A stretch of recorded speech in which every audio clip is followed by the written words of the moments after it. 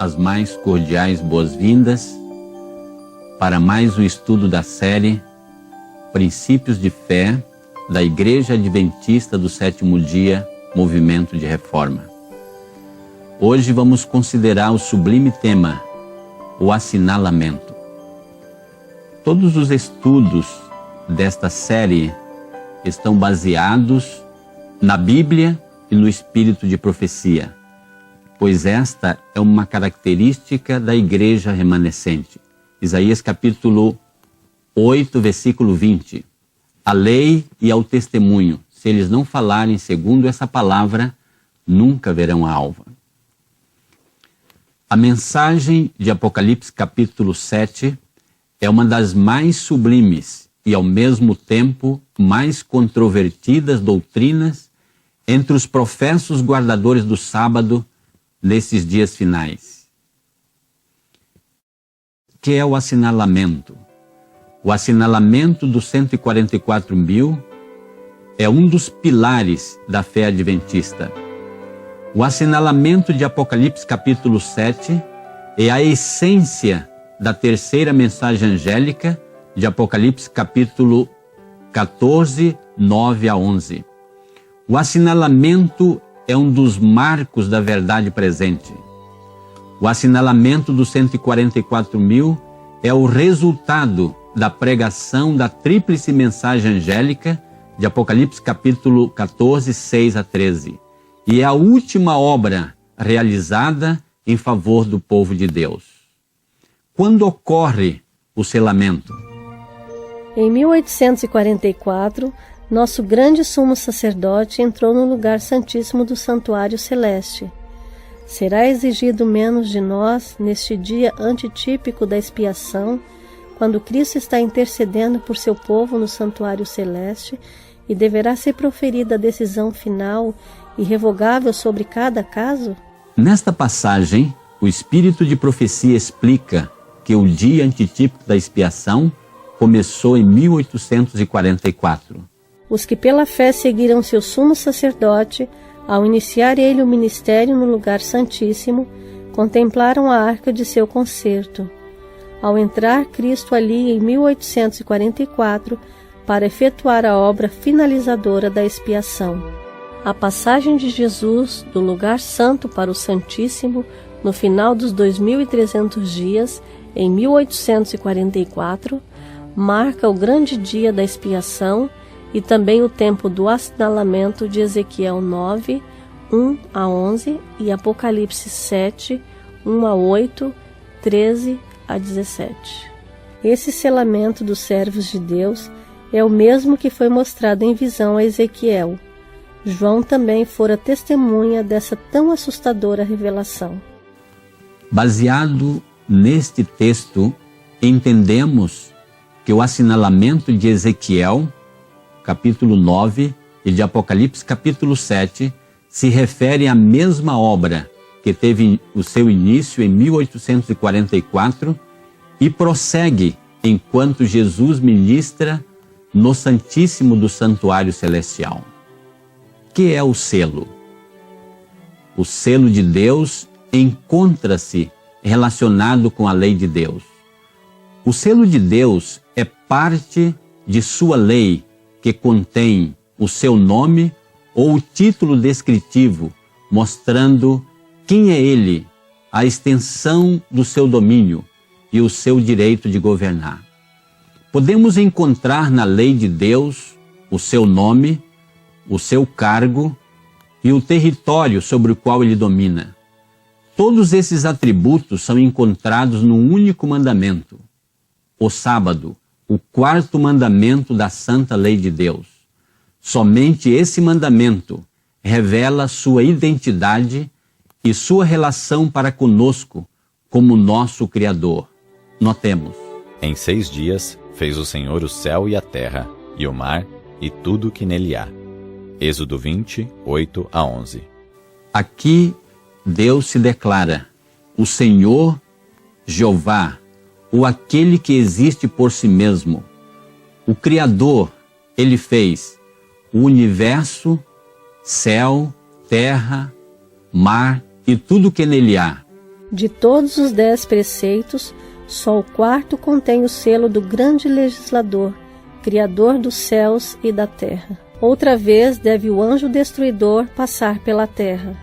Deve haver um sinal sobre o povo de Deus, e esse sinal é a observância de seu santo sábado.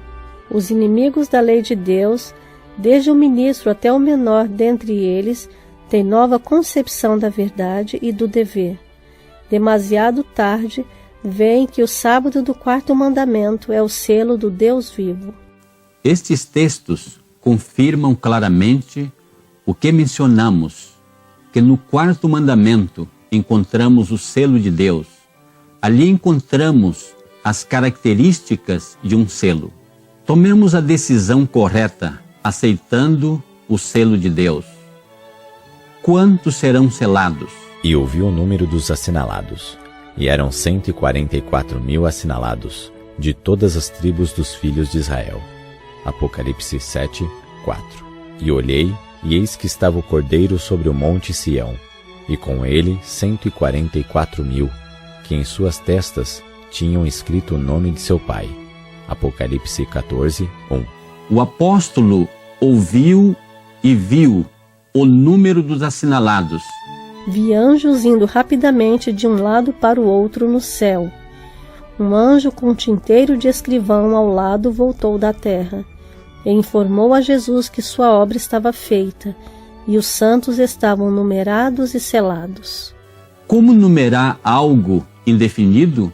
O texto é claro em afirmar que estavam numerados e selados. Todos os casos foram decididos para a vida ou para a morte. Cristo fez a expiação por seu povo e apagou seus pecados. O número dos súditos completou-se. Número completou-se. Como se completa algo que não tem um limite indefinido? Temos aqui outra prova de que existe um número definido que se completará. Os santos vivos, em número de 144.000, reconheceram e entenderam a voz, ao passo que os ímpios julgaram fosse um trovão ou terremoto. Ao declarar Deus a hora, verteu sobre nós o Espírito Santo, e nosso rosto brilhou com o esplendor da glória de Deus, como aconteceu com Moisés, na descida do monte Sinai. Os 144.000 estavam todos selados e perfeitamente unidos. Após a ressurreição parcial, o número completo dos vivos, por ocasião da segunda vinda de Cristo, será de 144.000. Farão parte dos 144.000 os que morreram fiéis sob a tríplice mensagem angélica a partir de 1844? E ouvi uma voz do céu que me dizia: escreve, bem-aventurados os mortos que desde agora morrem no Senhor. Sim, diz o Espírito, para que descansem dos seus trabalhos e as suas obras os seguem. Apocalipse 14, 13. Abrem-se sepulturas, e muitos dos que dormem no pó da terra ressuscitarão, uns para a vida eterna, e outros para a vergonha e desprezo eterno.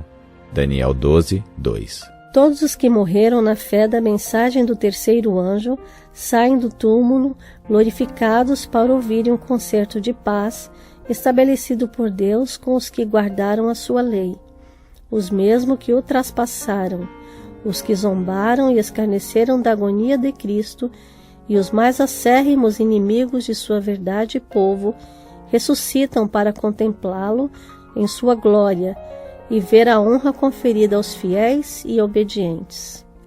Estes textos esclarecem que os que morreram firmes na prática da tríplice mensagem angélica ressuscitarão antes da segunda vinda de Cristo, no começo da 7ª praga, completando assim o número dos 144.000. Mal sei o que dizer-vos. A notícia do falecimento de sua esposa foi-me acabrunhante. Foi-me difícil crer nela, e agora mal o admito. Deus me deu uma visão na noite do último sábado, a qual passo a relatar. Vi que ela fora selada, e se levantará a voz de Deus, e se porá de pé sobre a terra, e estará com os 144.000. Encontramos aqui uma evidência clara de que os que morreram fiéis à tríplice mensagem angélica integram os 144.000. A compreensão de que os que morreram fiéis integram os 144.000 era o ensino dos pioneiros adventistas.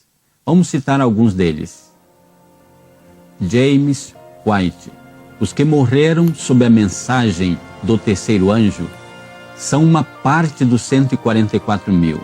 E não há 144.000 em acréscimo a estes. Mas estes ajudam a formar aquele número.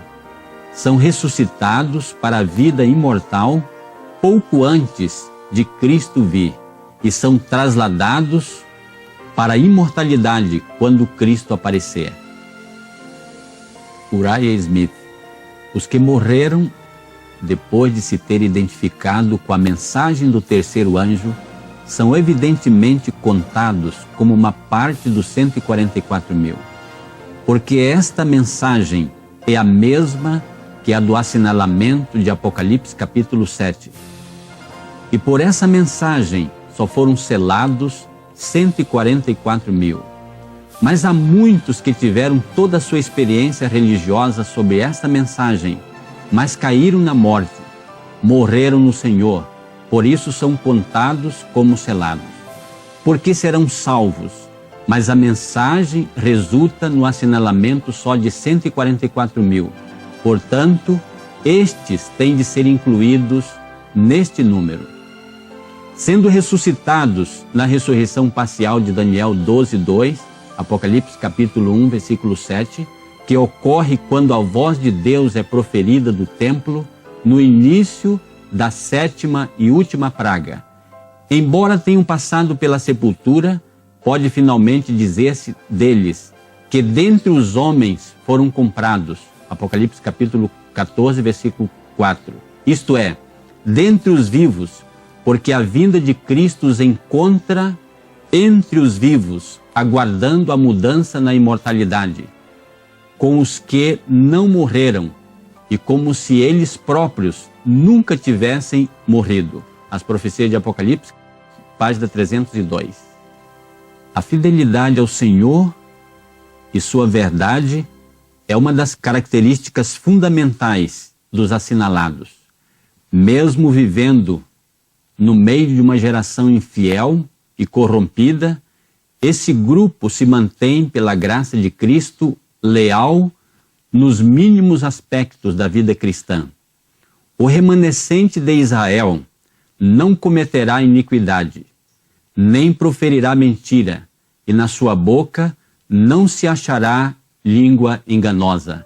Sofonias capítulo 3, versículo 13. Os que vencem o mundo, a carne e o diabo, serão os agraciados que receberão o selo do Deus vivo. Como filhos obedientes, sede vós também santos em toda a vossa maneira de viver, porquanto está escrito: sede santos, porque eu sou santo.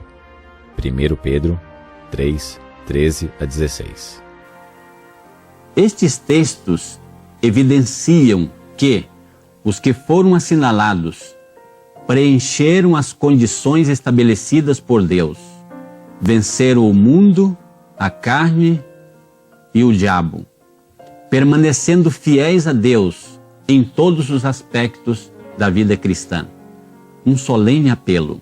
Porque se a palavra falada pelos anjos permaneceu firme, e toda transgressão e desobediência recebeu a justa retribuição, como escaparemos nós, se não atentarmos para uma tão grande salvação, a qual, começando a ser anunciada pelo Senhor, foi-nos depois confirmada pelos que a ouviram. Hebreus 2, 2 e 3. O que estáis fazendo, irmãos, na grande obra de preparação? Os que se estão unindo com o mundo estão se preparando para receber o sinal da besta. Os que desconfiam do eu, que se humilham diante de Deus e purificam a alma pela obediência à verdade, estão recebendo o molde divino e preparando-se para receber na fronte o selo de Deus. Quando sair o decreto, e o selo for aplicado, seu caráter permanecerá puro e sem mácula para toda a eternidade. Agora é o tempo de preparar-nos. O selo de Deus jamais será colocado à testa de um homem ou mulher impuros, colocado à testa de um homem ou mulher cobiçosos ou amantes do mundo. Jamais será colocado à testa de homens ou mulheres de língua falsa ou coração enganoso. Todos os que recebem o selo devem ser imaculados diante de Deus, candidatos ao céu. O tempo do selamento é muito curto e logo passará. Agora, enquanto os outros 4 anjos estão contendo os ventos, é o tempo de fazer firme a nossa vocação e eleição. Procuremos com todo o poder que Deus nos tem dado, está entre os 144.000. Dentro em pouco será colocado o selo de Deus em cada um de seus filhos. Oxalá ele seja colocado em nossas frontes. Quem pode suportar o pensamento de ser passado por alto quando o anjo se puser a selar os servos de Deus em suas frontes?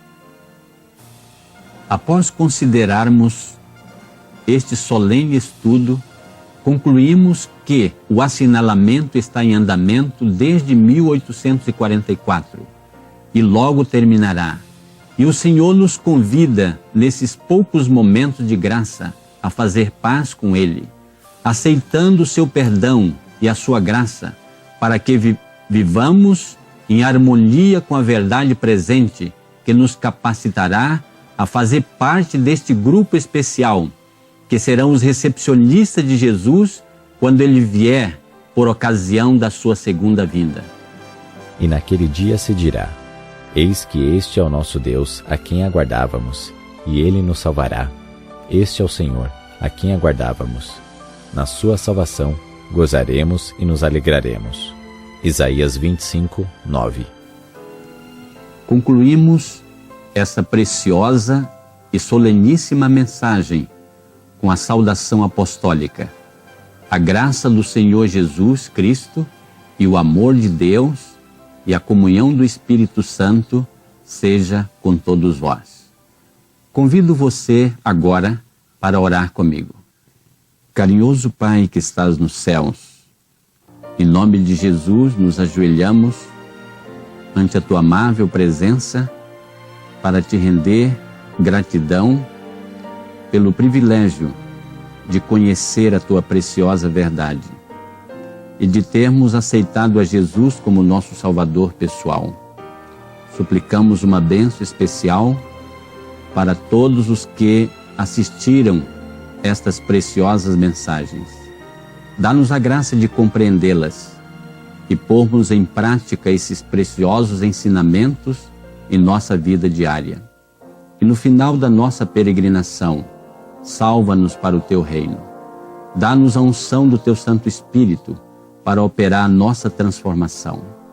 Todas essas bênçãos te pedimos e agradecemos em nome de Jesus. Amém.